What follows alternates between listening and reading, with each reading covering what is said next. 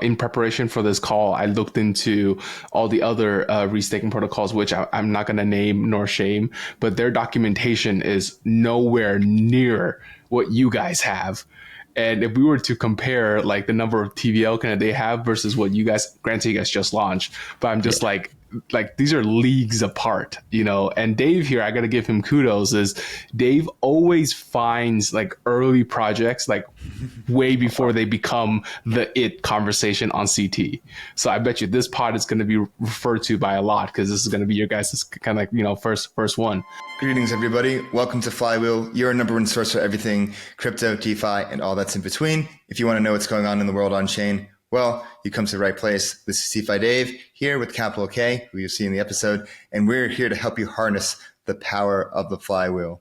And this time around, we're going over to EigenLayer land and AVSs and all that fun stuff. Once again, we have on Dio and Dan of YieldNest's, which they are building a brand new way for people to stake into LRTs and to customize their exposure to different AVSs in the future down the line. It's a really innovative system. I've known Dio since his Llama Risk days. He's one of my favorite contributors in the Curve Convex Tracks ecosystem.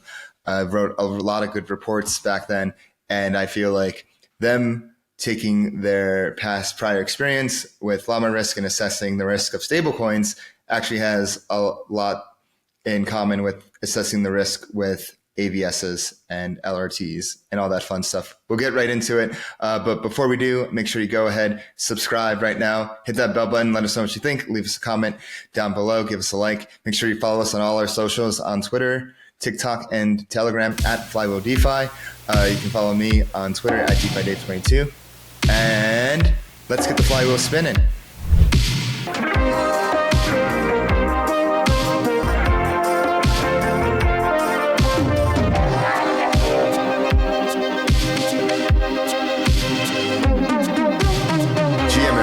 Welcome back to Flywheel. I'm your host, DeFi Dave, here once again with Capital K. And this time, we are here to celebrate the launch of YieldNest's with Dan and Amadeo, sorry.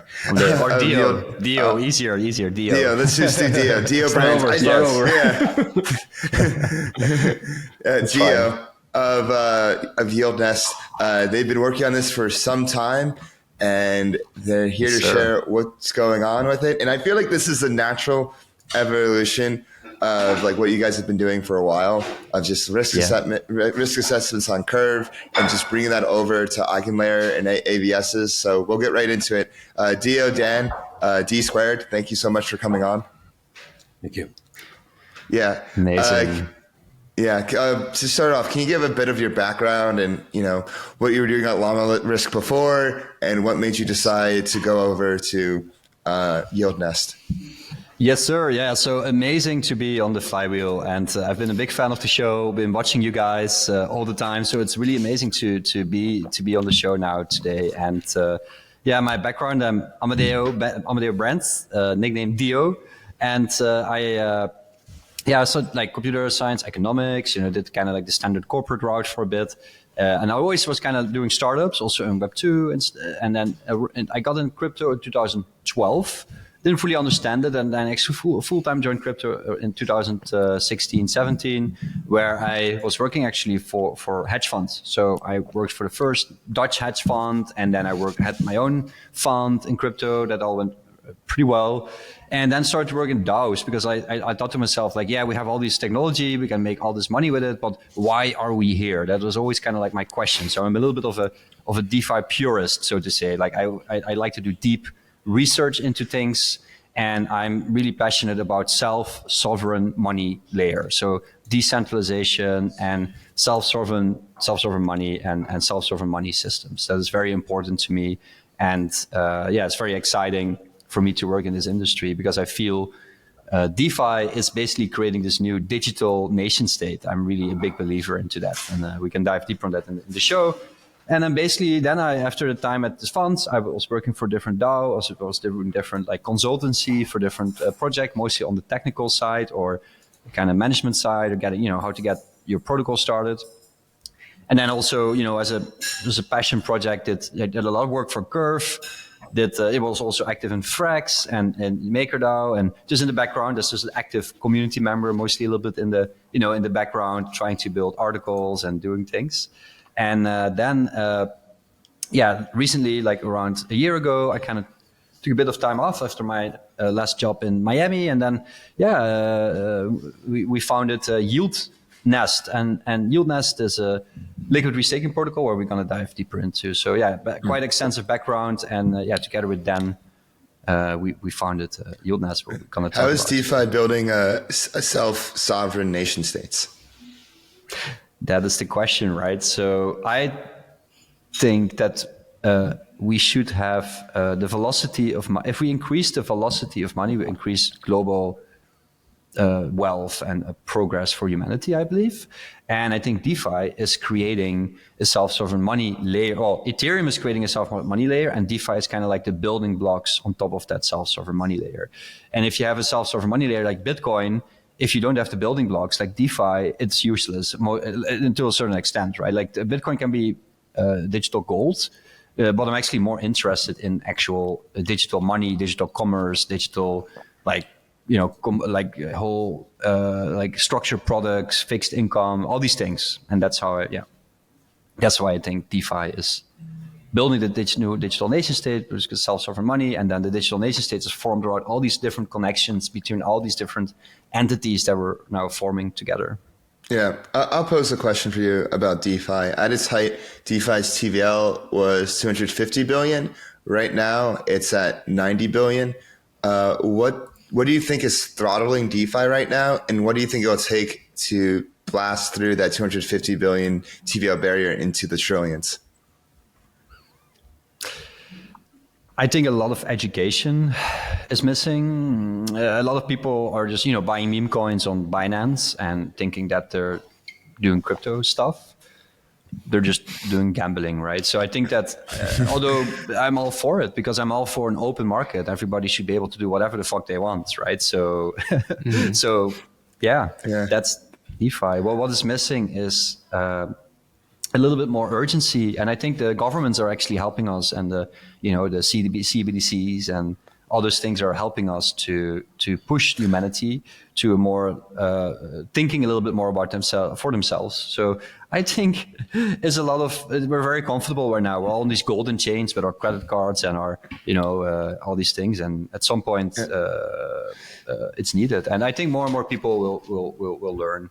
As we know, once you get into crypto, most of my wealth is in crypto, so it's just once you make that switch, then it's hard to go back. So I think more and more people will make that switch over time. You mentioned meme coins, and something I've been seeing is the convergence of meme coins and technology, whether it's with Shiba, and they're building a fully homomorphic encryption chain. They raised for that. And then yesterday, it was announced that Bitcoin, Harry Potter, Obama, Sonic 10 Inu, is launching their own chain powered by AVSs. So so did you see that?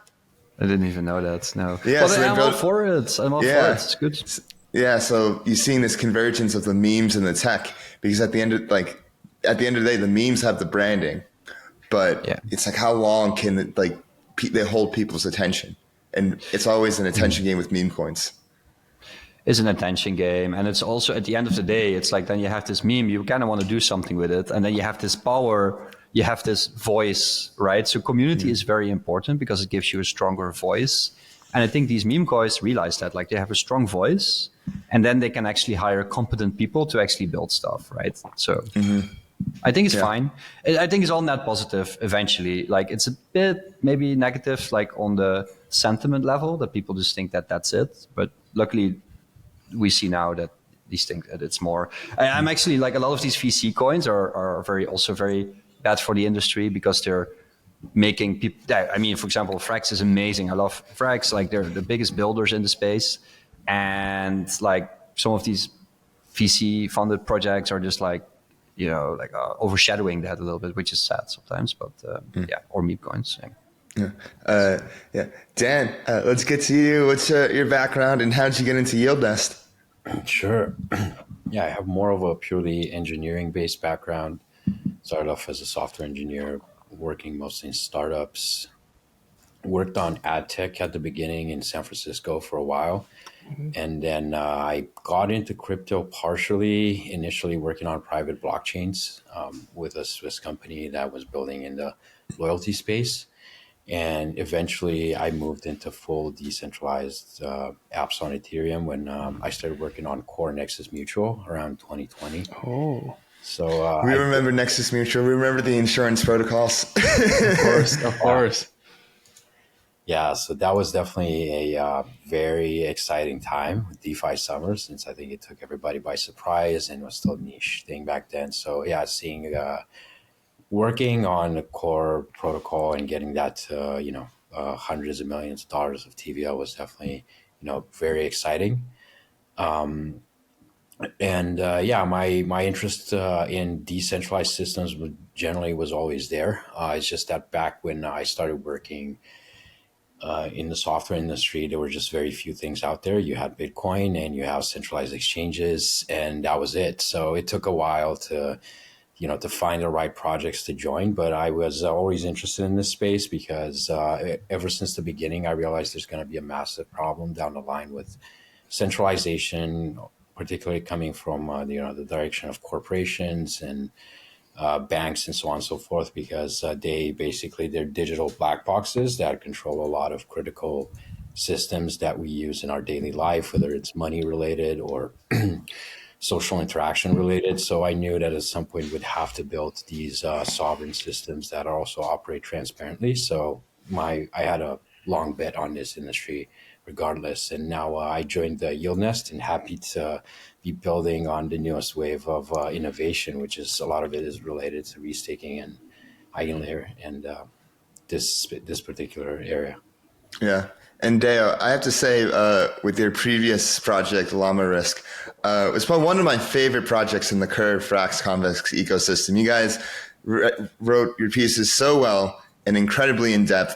And not only were they technical, but they weren't like overly complicated. For like DeFi, it was like quite easy to read and quite easy to evaluate, like, okay, like what's going on.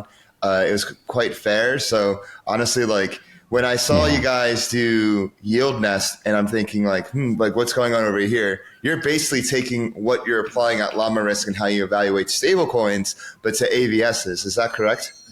Yeah, that is correct. And we have, as I already shared, a peek in our chat before the stream.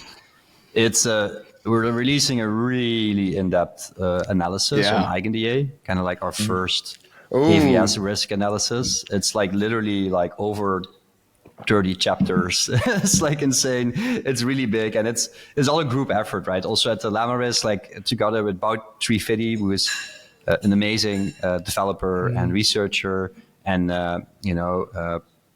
with Wormhole and all the other amazing people. It was really a group effort, but me and Fiddy started it. And we just started analyzing because there was some risks, and it was really a passion project. Like these are the best things in DeFi get created, like from passion and self-altruism. Was just like, I'm a big Curve user.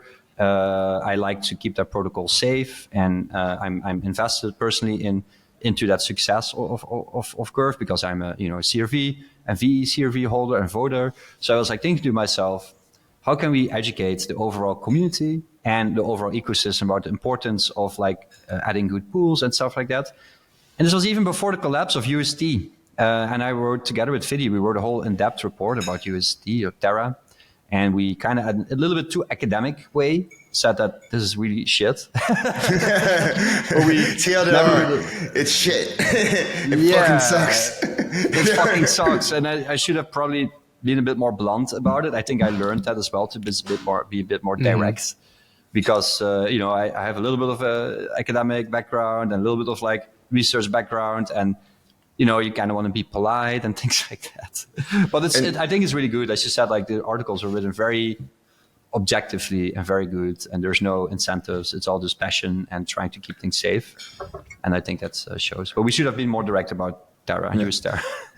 With AVSs, what are the risks that come with AVSs? Like what? I mean, I feel like there's people talk a lot like, oh, like we're rehypothecating like risk and insecurity in the ecosystem, like this and that. But like it's hard to separate like fact from fiction. Like what are the biggest risks to Ethereum when it comes to AVSs? Yeah, so I would say a lot of the current risks and concerns are mostly in the future, right? Because it's a bit unfortunate, in my opinion, and that's why we released the protocol also a little bit later, because I saw the points and all that stuff, and we wanted to release protocol when the system was a bit more mature. But we feel now it's a good time to launch our LRT protocol after the hype a little bit, and we can also probably attract a bit more educated community where we can spread our like governance tokens and stuff like that.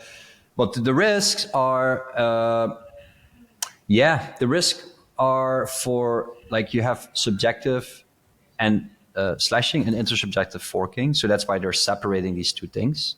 The subjective slashing risk where you restake validator is because of that lower. So they're really separating those things and having their own eigen token for the more risky slashing or riskier things, right? So that is good.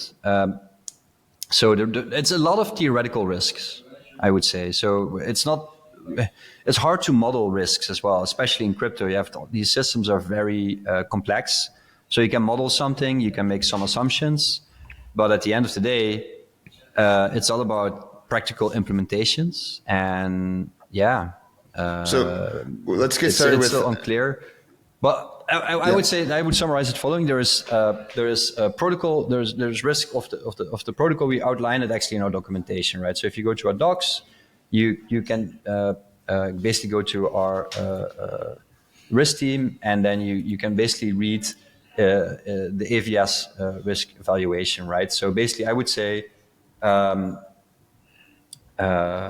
Basically, like there is a couple of risk evaluations that you need to do, and I would say there is different risk categories that we're still kind of discovering, right? So, but I would say there's native ETH risk, there is risk associated with EigenLayer smart contracts, collateralization risk with EigenLayer, potential collusion among node operators, and risk of unintended slashing.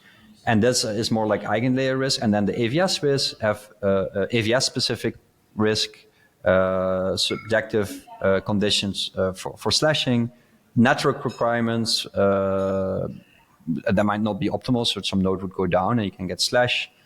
And like, the centralized components, etc. So it's all written down in the documentation. Yeah. So there's different levels of risk. There's risk to EigenLayer itself. And then on top of it, there's risk to the AVSs.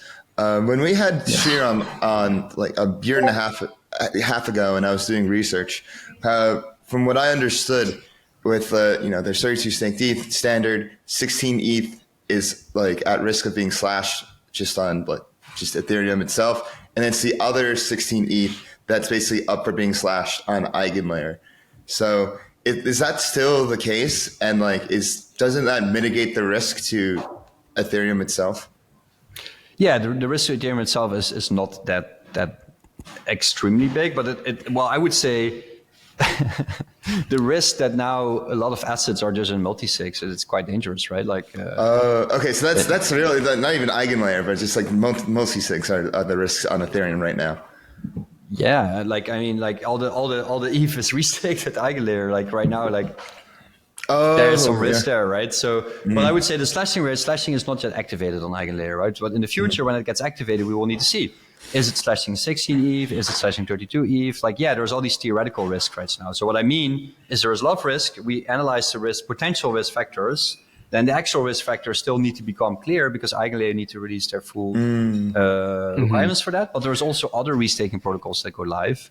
So restaking is a new DeFi primitive. So there is not only EigenLayer risk, there's a lot of risk from a lot of different protocols. So we need to be aware of. So Dio, I want to hop in here, and I really love this risk conversation because I was thinking about it deeply, and I was like, I think there's almost like 5 to 6 layers of risk. You're speaking kids' love language. Like it really is. And I dove through your guys' docs. Like as you can tell in the preparation for this, I linked to specific pages of your docs that I have questions about. And specifically, it's like here's where I think about it. there is the eigenlayer itself risk, then there is the AVS risk, then there is the node operator risk, then there are the LRTs risk, because it could depeg, it could smart contract risk, like all of that. And then there are the LST risk, like Steph can go down, right? So like it kind of wraps itself. Not Steph. Maybe not Steph, because okay. I mean, it still possibly could, but I'm just saying, like these are all the risks that you have to assume just even participating in the first place, right? And if you truly start from like ETH as it is, like as a native, if you just staked ETH on the beacon chain yourself without trusting any LSTs, like that is the risk-free rate, right? So everything else has to be taxed on top of that. It's kind of the way I see it. Do you think that's the right framework to assess risk? You explain it in a much better way than I was kind of stumbling to do it, and I think that's a really good job. There's layers of risks, and we tackle with YieldNest, we tackle all these layers in a coherent manner. Yes. And let's get into YieldNest. What is it, and how do you guys tackle these risks? Yeah, so YieldNest is a liquid restaking protocol, right? And we layer the risks by isolating the different products, right? So we're isolating the risk as much as possible, where we're isolating the risk of native restaking or token restaking. So we separate the two. We think it's important to be like, I don't think you need to separate each different liquid token in terms of restaking, because I think they're just two different things. As I also highlight in the documentation, there is an NLRT and an LRT. And those have two different risks. So I think you need to isolate the LRTs and the NLRTs, right? Then you need to isolate also the AVSs. And then we isolate the AVSs in the different risk categories and AVS categories. And that's something we're still developing our framework for. That's something that we're gonna, come out with very, very soon. And those risks are maybe not yet that present, but I think it's very important to design your protocol with that in mind. And with that risk on and risk mitigation approach, in one hand, we create more knowledge about systems, we create more understanding of why we are here, what are we actually doing here with restaking, how does it make sense, and how do we implement it?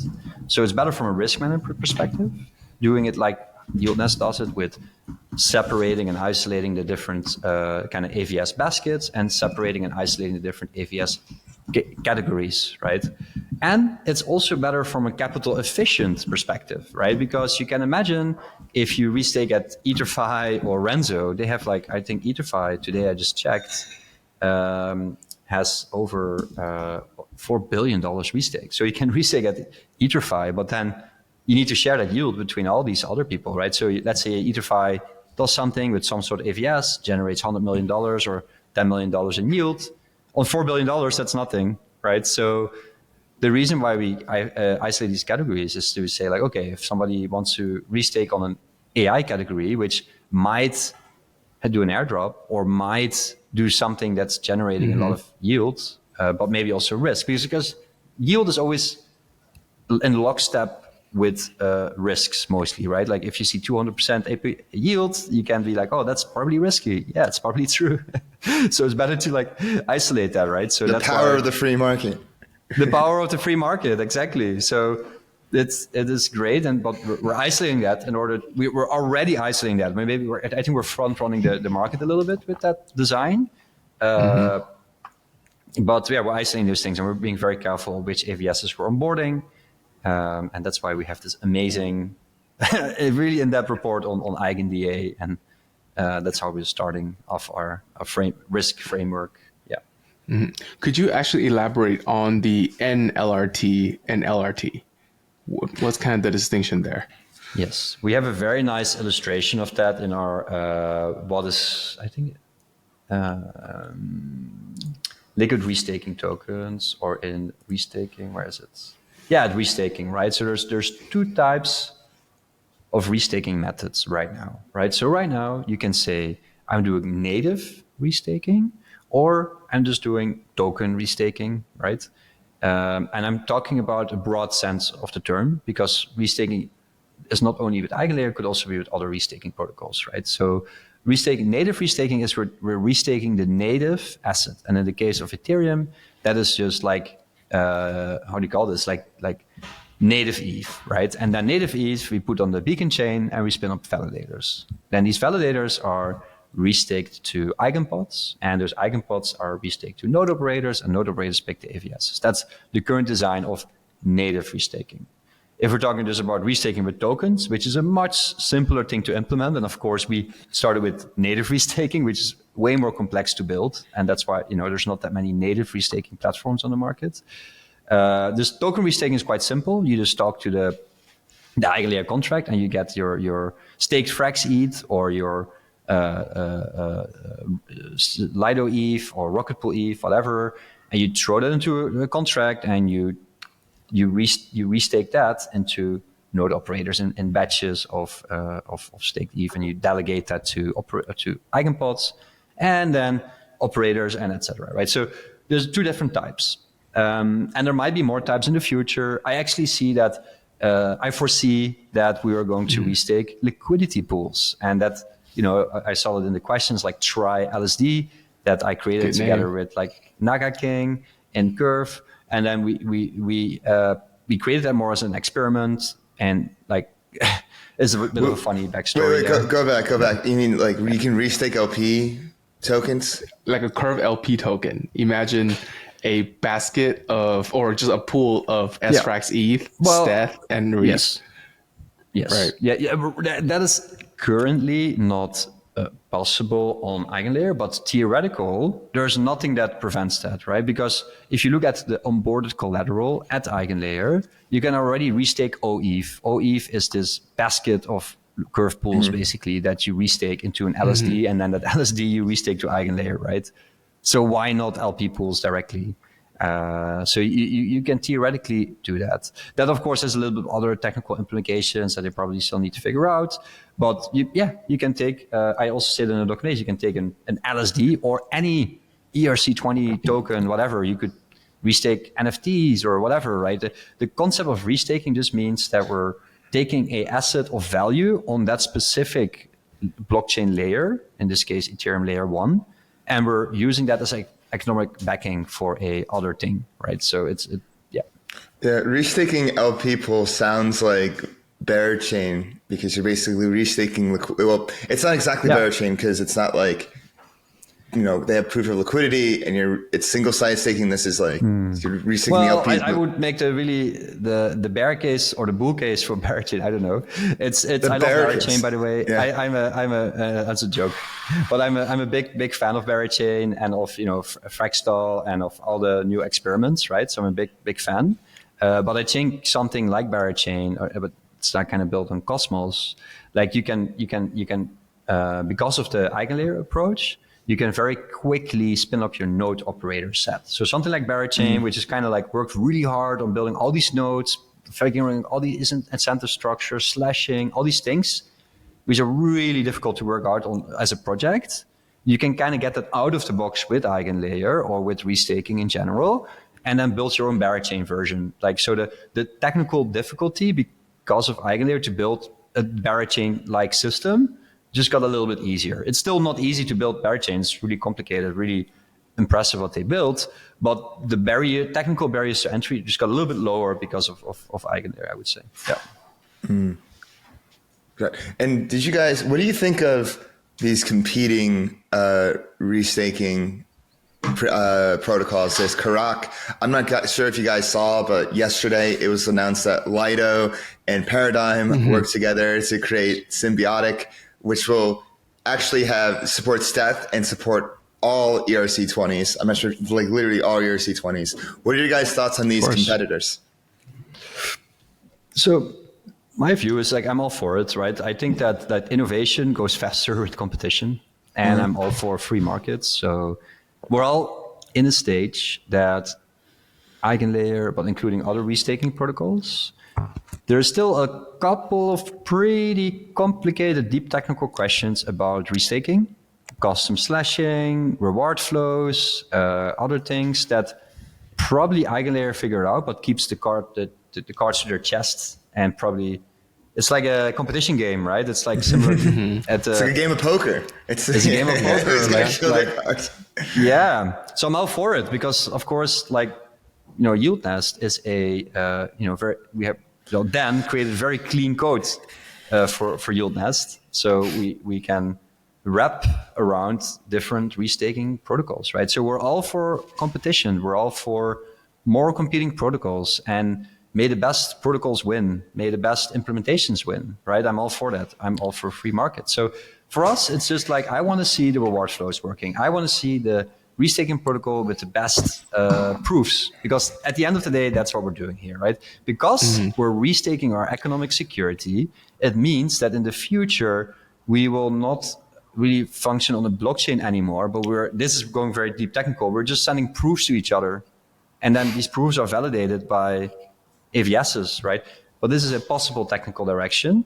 And like, because of restaking, if we can get those proofs of certain functions done in very cheap ways, then that whole stack would explode and would I mean, the innovation would, in a positive way, would be very big. And then things like Solana or other things make less sense then at that point, right? Because then it's just like, oh, we just have a settlement layer and we're settling proofs. Yeah, done. Yeah.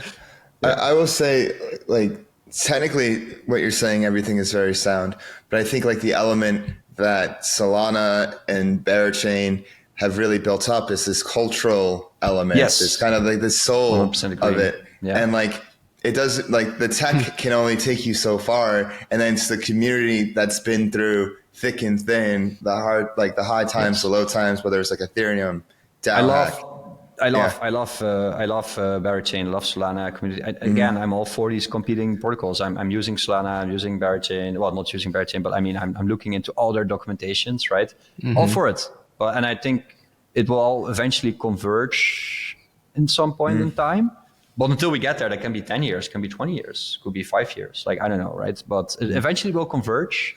But in the meantime, we're going to have some fun everywhere, right? Yeah. With Berachain, how do you think it's going to play out at launch? How do you think the incentive games are going to play out? Great question. And I'm not a Berachain expert. I remember we met in Tokyo, DeFi Dave, when we did this Berachain podcast. It was very fun. Or there was like a very fun, when we talked about Berachain and everything. I must say that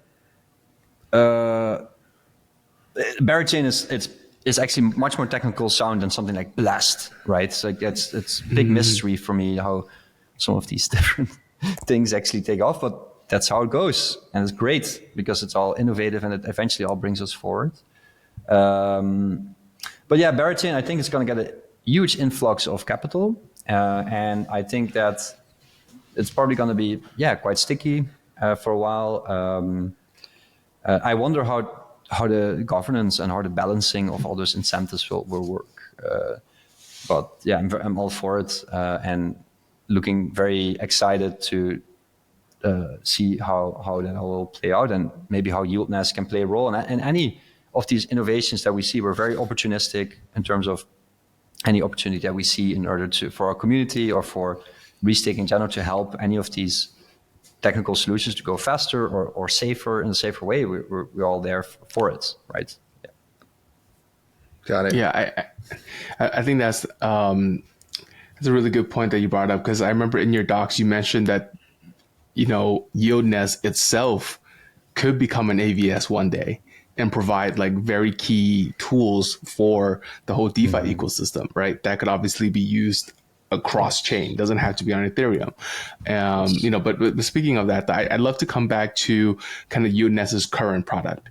And my understanding is the AVS and node operators operate on a double opt-in system, where the AVS must approve of the validator and the validator must choose the AVS, so that, you know, it's mutually consensual. Like, is that how it works currently right now?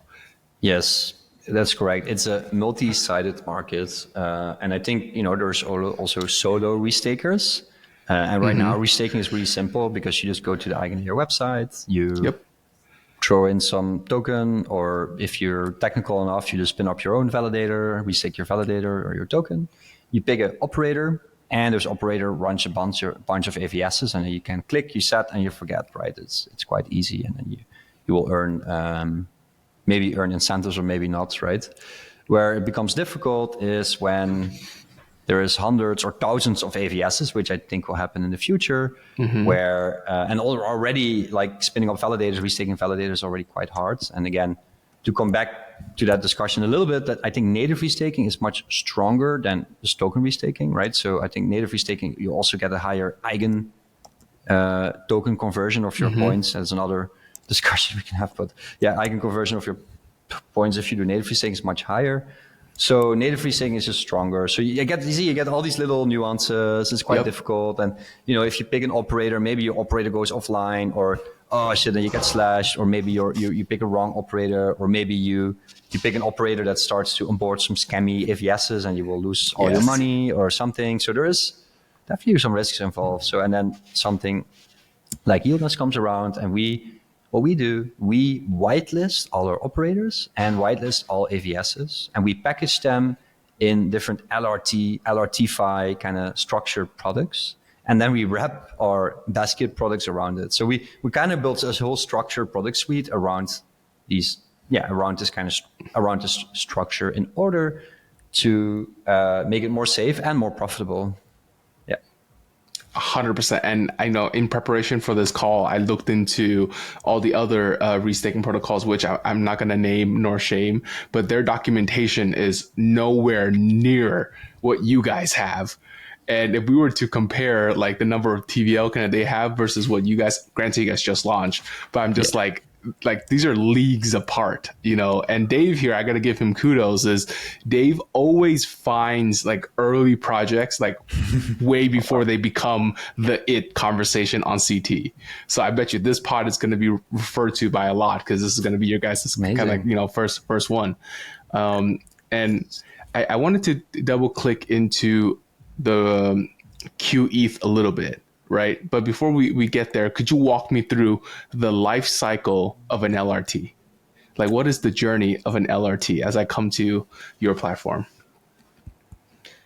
Yeah, I mean the deposit flow, the withdrawal flow, and how the whole flow works. Yeah. Should I tackle this one? Or? Yes, Dan, please. Yeah. So in essence, what we expose to the user is the ability to deposit ETH and get YNETH in exchange. So YNETH is a liquid restaking token. Currently, YieldNest allows you to deposit, and withdrawals will be available soon. And the way yield is represented in the system is that the value of YNETH grows over time with respect to ETH. So it's what we call a number go up token. And that way it's similar to StakeFrax ETH or Mantle ETH or that class of tokens. Since we know that Lightover is the first mover on the market, and they made this one-to-one SD ETH, but later the whole market realized that's not the ideal design, and everybody tended to move to this number go up design, which is generally accepted now because as opposed to rebasing tokens, it's much easier to integrate in the whole DeFi. So once users deposit ETH into the system, that ETH essentially gets picked up by our off-chain systems, which monitor the on-chain activity. And the off-chain currently operates in a permissioned way and activates validators that then take that ETH that the users deposited. Well, all of this, of course, happens within the bounds defined by the smart contracts, and deposits that into the ETH deposit contract, which effectively stakes that ETH on the beacon chain. And the type of validator operators that we work with currently are large providers such as Figment. So currently we operate with Figment on the back end, and we're going to expand that set. So in that sense, this design is fairly standard, and it's quite similar to something like StakeFrax ETH or Mantle ETH. The difference appears... Or APX ETH. Yeah, exactly. Yeah, that one is very, very similar to StakeFrax ETH. The difference occurs down the line from this point. So up until this point, it's very similar to an LZ, and the difference appears when you have to configure these validators in a particular way to allow for restaking on EigenLayer. The key here is that you essentially have to configure the system so that it points to particular smart contracts within the EigenLayer smart contract system. So all the validators that are activated, they have their withdrawal addresses, which are addresses which will receive the principal of that validator, so the 32 ETH upon exit, and any consensus layer rewards coming from the consensus layer for that validator. And for restaking to work, you have to configure that to be a eigenpod within the EigenLayer system. And this is where the integration with EigenLayer starts. And essentially, at this level, our system interacts with a set of these eigenpod smart contracts to delegate to different operators to adjust how much stake is allocated to each. And all these calls are essentially managed through our currently permissioned system, and eventually this will be migrated to a more decentralized architecture where token holders, YND token holders, will be able to make decisions and votes on how this capital is delegated to different operators. And yeah, all of these operations are done on-chain.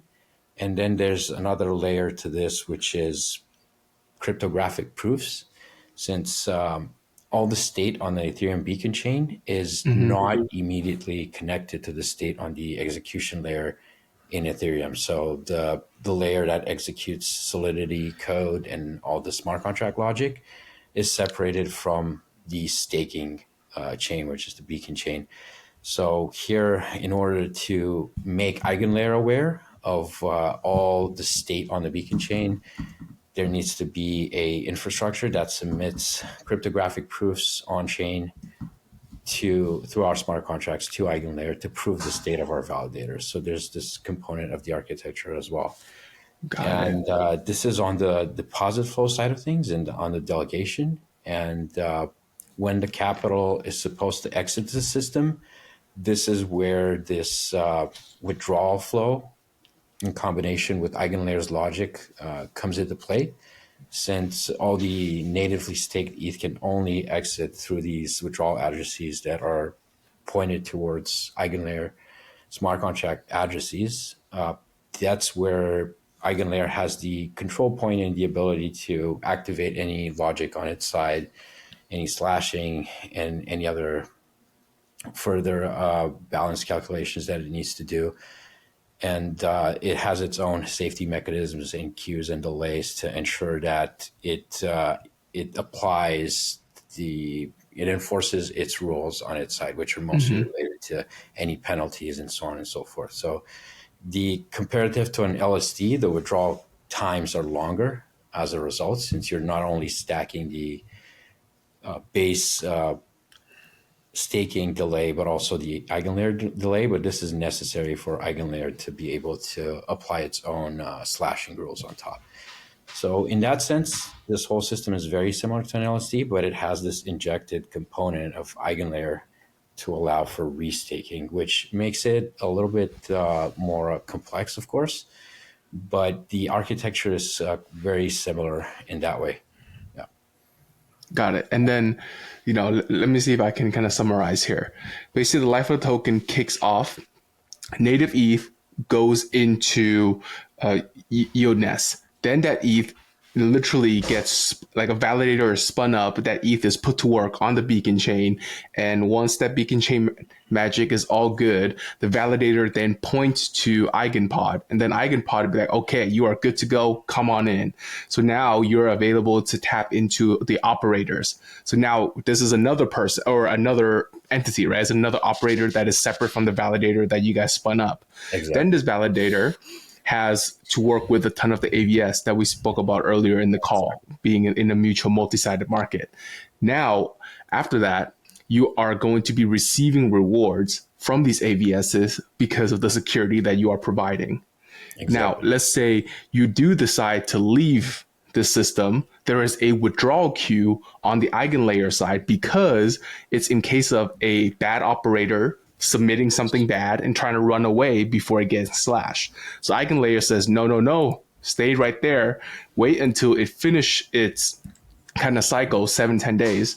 Afterwards, you can then withdraw it out of EigenLayer. But then now, if you want to withdraw it from the native, from the beacon chain back to kind of, ETH mainnet, there's the native withdrawal queue as well. So that is the full life cycle if you want to go in and come out. Yeah, that is accurate? Accurate. Yeah, exactly. Yeah, that's a good way of putting it. Yeah, and then in terms of R&D and research and development and collaboration with Naga King and Wavy from Curve and Wavy, Bjorn. friend of the show. Friend of the show. Amazing. He's one of our advisors from YieldNest's. He's an amazing guy. Yeah, he's super bullish. Super bullish, super nice guy, and very competent as well. And basically, like as I explained before, Dan explains the whole NLRT flow. And what is a cool caveat is that if you deposit your ETH, you can actually see your ETH going into a validator, and you can see a timer starting of when your ETH will be included in the validator. So it's really cool. We actually make that process a little bit more visual for the user to make people understand like what's happening in the background. Because also if you look in the contract, it gets deposits, and those deposits then are sent out to the beacon chain, right? So people might think like, oh, what's happening here? But like we show that with the timer. Then you can see your validator like processing, proposing, and then activate it. And you can all see that in our UI. And I'm probably going to make a video or explainer about that later on. And then we start with native ETH because that is the base and the best, closest to the metal kind of thing that you can restake in a restaking protocol. And then after that, we're starting with the ERC20s or the liquidity pools or whatever we want to restake, right? So we're initiating the system with the validators, and then we're looking at different categories that we're going to restake. And then that means we do have fragmented liquidity because we're going to have multiple LRT tokens with YNETH, kind of like our first kind of basket being one of the main ones because that's a basket that wraps around all these other, LRTs. And we're still figuring out the finalization of that architecture because some of the steps in EigenLayer are not fully fleshed out. So we're kind of ready with our engineering team, with our architecture. And then we just can move very quickly once there's more clarity on that. And then we built a unified liquidity model where it's similar to what Frax does with FraxETH and StakeFraxETH. We do that basically with QETH, ETH, and YNETH, right? And other AVS basket tokens or isolated AVS tokens, right? So YNETH is kind of like the main token, the bare metal token. And then other tokens will come around that. And to unify that liquidity model, we have we're working on this model together with Wavy and Naga King right now. Right. Yeah. For those unfamiliar with Wavy, I think it was like a year and a half ago. What's that? Cunningham's on the internet. He was unfamiliar with how FraxETH worked, and then he tweeted about it. Something that was incorrect, and then the Frax community came and was like, "Actually, it works like this." And then we had him on the show to basically talk about his findings and his lessons. And so that's Wavy. That's why he's a friend of the show. Wanted to plug that in there. Yep. And I'm so glad that Wavy is here solving this because the QETH innovation, I don't think folks should sleep on that because that part is such a clever design because once you deposit your ETH and it turns into YNETH, you could imagine if you decided to go for like the YNAI basket of AVS or the YND pin basket of AVS, then now you gonna have like, okay, so you have YNETH that takes everything. Then you have YNAI that takes only AI AVSs, YND pin that only takes, D pin AVSs. Now, do each of them have their own like YNETH ETH, YNAI ETH, YND pin ETH? That just breaks it all, right? But the eloquentness, or make sure I'm understanding this correctly, so please, correct me if I'm wrong, is when that you decide to leave, well, hey, everybody leaves in the same door. So once your ETH is in the queue, it is effectively fungible, regardless if you were a AI AVS, a maximalist, or if you're like a D pinhead. Once your ETH is in the queue, it's in the queue. That's why you could pair it against QETH and ETH and make sure that you have like one smooth exit door for everybody to come out of. Is that accurate? Yeah, correctly. And because the way we built our validator set, this is also like, we're diving deep here, right? So I think that's what we do. Dan can probably talk more about that, but we have this cool zero knowledge proofs that we can actually.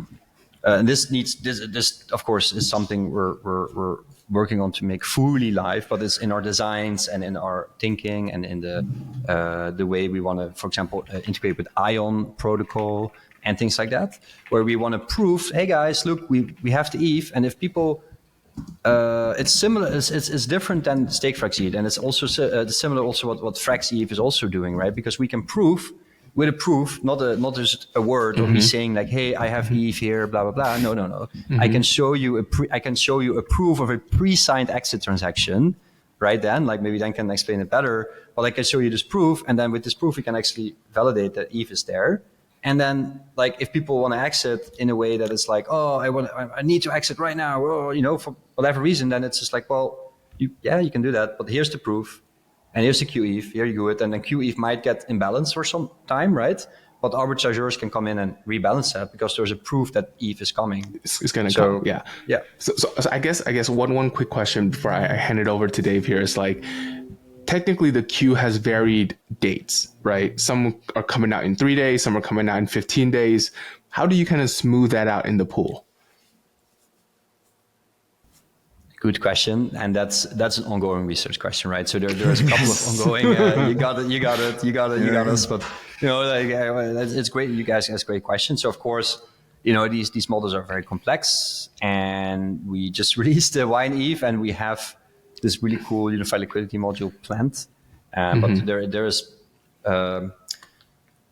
there's a couple of sleepless nights that need to go over the design, and me and Dan need to work hard. But Dan is like Dan is like a soldier. He's like the solidity. I call him the solidity soldier. He's like when he has a problem, he doesn't let go. It's like, I'm gonna solve the problem. I love that. What YieldNest sounds like the logical evolution of restaking and LRTs, because it's one thing just to restake, but it makes complete sense. Once the AVSs come online and you have different operators, different categories, that you silo the risk between AI, DPIN, co-processors, and whatnot. So you guys are really looking ahead in this regard. So kudos to you. Thank you so much. And I think that's also very important for when you design a DeFi protocol, right? Like at the end of the day, we can do meme coins, and that's then a decision. We do a meme coin. But if you do something technical, you need to actually solve the problem or try to solve the problem and think about the problem in the best way possible and release a protocol. And I do hope to bring that back to DeFi, like the Frax culture, the building curve culture, the Yearn culture, that's actually kind of like hands-on. Make DeFi great again. Yeah, it's kind of funny because Michael doesn't actually believe. He's like, in restaking, he's like, Amadeo, what are you doing? And things like that. It's like, this is new tech. We're going to make something great out of it, because a lot of the things in LRT, if you look at, I'm not going to name, I don't like that, but like, it's just like, farm points, like blah, blah, blah. No, there is a technical reason to do this stuff, but that gets overshadowed by all this fucking bullshit. But there is something behind this, but it takes work. It's not like oh, I'm going to launch a protocol and now magically solve some complex cryptographic issues. No, that takes time and research and development, and yeah. I think this is a great place to wrap up. Dio, Dan, thank you so much. Where can people find YieldNest if they want to keep up with everything? Where can people find you guys? Yeah, so you find me on Twitter at Amadeo Brands, and you can find YieldNest at YieldNest Fi on Twitter, or you can go to our website YieldNest.finance, and you can find all the information there. Watch out for scams. There's a lot of scams, so be careful. We're very vigilant. So we even put in our URL like the exact smart contract address. I think it's a new thing that we're implementing because yeah, it's kind of smart. Yeah. So we're trying our best to watch out with scams. Watch out. Just YieldNest .finance. Check it out and watch out that you don't click wrong links, please. Thank you. Yeah. And Dan, where can people find you? Oh, you're muted. Muted, sir. Or Dan Octavian _ on Twitter. That's the best way to find me. Nice. All right. Go follow. Guys, thank you so much for coming on. Hope to see you again too when YieldNest's is at 1 billion TVL. 100%. And see you guys all in Bangkok. I'm located in Bangkok. Yeah, see you at DEFCON. See you at DEFCON, guys. See you at DEFCON. Absolutely. I'm sure the guides give you guys a really good tour of Bangkok and some really nice restaurants. So be sure. See you Looking forward guys. to it. Thank you, guys. See you soon. Thanks. See ya. Thank you, everybody, for watching this episode of Flywheel. I'm your host, DeFi Dave, with Capital K. We just had on YieldNest's. Make sure you follow them. Make sure you follow us on all our socials. You can go ahead, subscribe down below. Leave us a comment. Let us know what you think. Give us a like. Follow us on Twitter, TikTok, and Telegram at Flywheel DeFi. You can follow us on Forecaster as well at Flywheel. Make sure you follow yours truly at DeFi Dave 22. And we'll see you next time. Everything said in this episode is not financial or tax advice. This channel is strictly for educational purposes and is not an investment advice or solicitation to buy or sell any assets or to make any financial decisions. This video is not tax advice whatsoever. Please talk to your accountant and do your own research.